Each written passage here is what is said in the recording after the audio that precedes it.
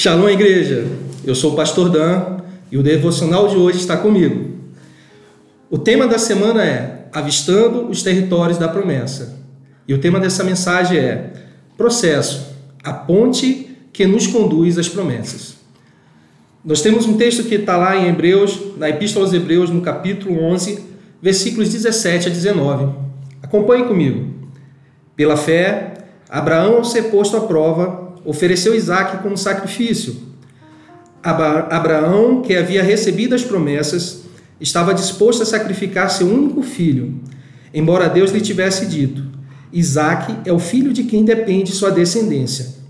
Concluiu que, se Isaque morresse, Deus tinha poder para trazê-lo de volta à vida e, em certo sentido, recebeu seu filho de volta dos mortos.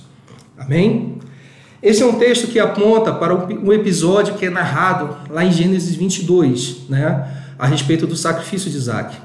Mas antes da gente entrar nesse fato específico, eu queria que você me acompanhasse aqui a narrativa a respeito da história de Abraão. Abraão, ele deixou sua parentela, saiu da sua casa, tinha aproximadamente 75 anos. Ele saiu debaixo de uma promessa. Ele saiu para um lugar que ele não conhecia, disposto a viver aquilo que Deus havia prometido a ele. Acontece que Abraão, no meio desse processo, até que essa promessa que havia sido dada por Deus, ele passou por várias coisas, assim como nós temos passado hoje. Existem promessas para as nossas vidas, existem promessas que Deus liberou para a sua vida, e talvez hoje você esteja vivendo processos como Abraão.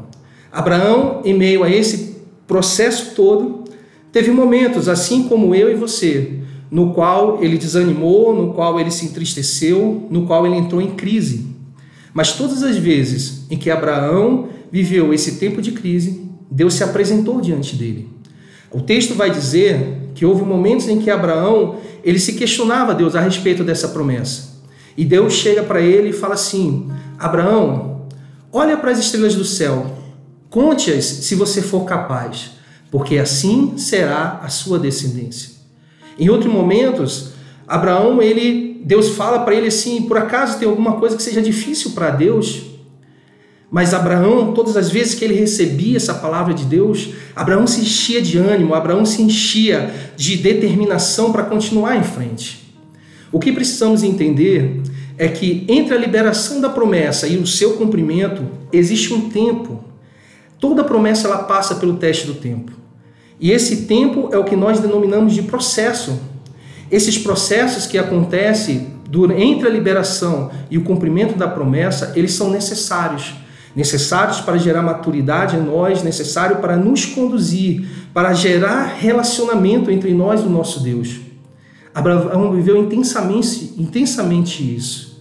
Talvez hoje, diante das crises, diante de tudo que tem acontecido, das incertezas sobre quanto tempo vai acabar a quarentena ou não, sobre se vai ter emprego, se você vai conseguir alcançar as conquistas que você planejou no início do ano, talvez você esteja vivendo essa crise.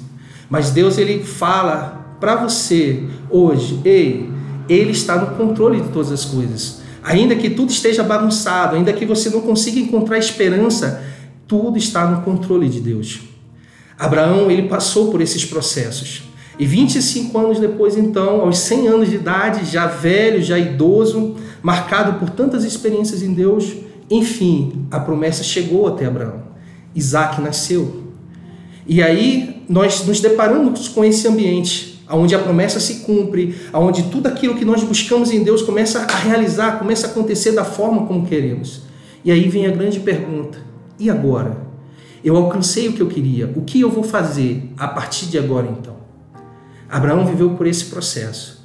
Isaque, imagine um menino, um menino que você tanto quis, um filho tão amado. Abraão viveu isso com Isaque. Isaque era tudo que ele queria e Abraão começou a investir todo o amor naquele filho. E o tempo vai passando, e Isaque vai crescendo e aquele amor ele vai cada vez mais aumentando. Mas aí vem um detalhe. Um belo dia, o Senhor se apresenta para Abraão e fala assim: olha, Abraão, pega o teu filho, o teu único filho, o filho que você mais ama, sobe para o monte e sacrifica-o para mim. E aí, quando eu penso a respeito desse texto, quando eu me deparo com essa situação, eu me pergunto, e se fosse comigo? E se Deus chegasse para mim e falasse, Dan, pega os teus filhos e sacrifica-os para mim, pega tudo aquilo que tem sido alvo das suas conquistas, dos seus sonhos, pega tudo o que você depositou, o trabalho de uma vida inteira e entrega-o para mim, traz aqui no teu altar e sacrifica para mim. Será que eu teria uma fé tão forte, tão suficiente a ponto de sacrificá-los? Será que eu de fato estaria disposto a entregar tudo aquilo que Deus tem me pedido? Essa é um grande questionamento que eu quero que você reflita junto comigo. E diante disso, eu queria trazer para você algumas chaves que esse texto aponta. Abraão, ele obedeceu a Deus, ele levou o seu filho para o sacrifício. E daí eu quero te trazer a primeira chave. Deus não queria simplesmente que Abraão entregasse Isaque. Ele não queria simplesmente o sacrifício do filho. Deus não estava interessado simplesmente em Isaque. Deus estava interessado no coração de Abraão. Porque Isaque, quando foi gerado, ele começou a promover uma interferência no relacionamento entre Abraão e Deus. De maneira que a atenção de Abraão estava voltada para Isaque. Deus, ele chamou Abraão para esse tempo. Então, quando Deus, ele nos chama, ele nos pede para sacrificar algo, muito mais do que interesse naquilo que nós sacrificamos, Deus está interessado na nossa obediência, na nossa motivação em fazer aquilo. A segunda chave, Deus, ele não vai nos pedir algo que ele antes não nos tenha dado.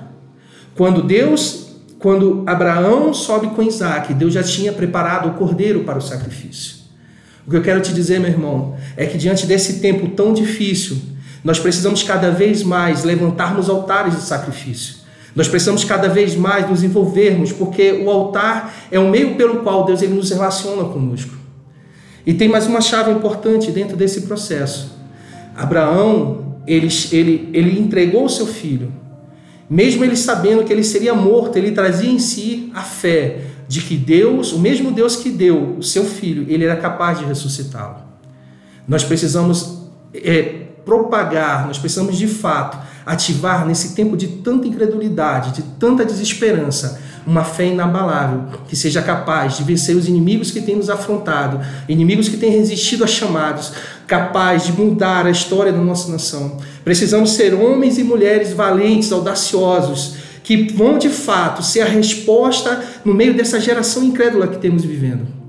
Nós precisamos de fato sair e entender que todo o processo que passamos, ele existe um propósito. Há um propósito para a tua luta, meu irmão. Há um propósito nesse tempo. Deus não te tirou do seu ambiente de trabalho. Deus não tirou você, não te paralisou para você ficar em casa, para você ficar sem fazer nada. Não. Deus gerou esse tempo para que nós fôssemos expostos e que essa exposição ela fosse aumentar o nosso nível de dependência, o nosso nível de relacionamento com Ele.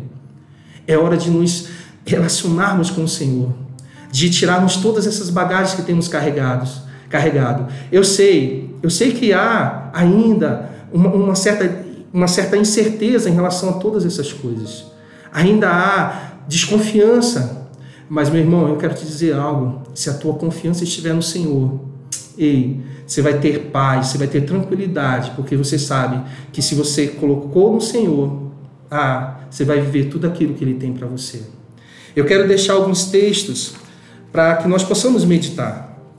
Números 23:19 diz assim: Deus não é homem para mentir, nem ser humano para mudar de ideia. Alguma vez Ele falou e não agiu? Alguma vez Ele prometeu e não cumpriu? Deus, Ele cumpre todas as suas promessas. Se você está caminhando embaixo de uma promessa, independente da circunstância que você esteja vivendo, independente da dor que você esteja sentindo, há uma promessa para a sua vida. E Deus, Ele irá cumprir todas elas. Filipenses 4:19 diz assim: E esse mesmo Deus que cuida de mim, lhes suprirá todas as necessidades por meio das riquezas gloriosas que nos foram dadas em Cristo Jesus. Eu não sei qual é a sua necessidade nesse momento. Eu não sei aquilo que você precisa de fato para que Deus ele seja revelado na tua vida. Mas eu quero te dizer uma coisa: Ele suprirá todas as suas necessidades. Salmo 145, verso 13 diz: Pois o teu reino é reino para sempre. Tu governas por todas as gerações. O Senhor sempre cumpre suas promessas. É bondoso em tudo o que faz. Deus, ele governa de geração em geração. A tua geração, ela está sob o governo do teu Deus. É Ele quem reina, é Ele quem impera na tua vida. Portanto, não tema o dia mau, não tema o que está por vir, não tema se hoje te falta algo, creia somente, tudo está sob o governo de Deus. Eu quero te pedir algo nesta manhã, eu quero te pedir que você possa de fato se conectar com Deus e se arrepender por toda a incredulidade, se arrepender por tudo aquilo que tem roubado o lugar de Deus na tua vida, pelos altares de idolatria que foram levantados dentro da tua família, dentro da tua casa, pelos altares, sabe, que foram levantados e que têm ocupado o lugar de Deus. Se arrependa pela negligência, se arrependa por você não estar de fato se dedicando nesse tempo tão precioso. Arrependa-se, clame a Deus, clame para que Ele possa vir em teu favor, clame para que Ele possa de fato assumir o lugar de honra, o lugar de reinado na tua vida. Em nome de Jesus, eu profetizo que de fato você possa receber essa palavra no teu espírito, que você possa de fato entender que todo esse processo que você está passando é o meio pelo qual Deus quer tirar da tua zona de conforto e te levar para o lugar de conquista. Não tem como, meu irmão, não tem como nós vivermos isso, nós nos enchermos de palavras, nós vivermos a revelação, se nós de fato não nos colocarmos em prática. Então eu quero terminar aqui, quero terminar desejando para você que de fato nós possamos viver isso, desejar que você possa de fato ser um instrumento de Deus no meio dessa geração incrédula. E eu quero te pedir uma coisa, se essa palavra de alguma maneira te abençoou, se ela fez sentido para a tua vida, que você não encerre esse vídeo sem antes você deixar o teu like. Deus abençoe tua vida, meu irmão. Deus abençoe tua vida, minha irmã. Em nome de Jesus. Shalom.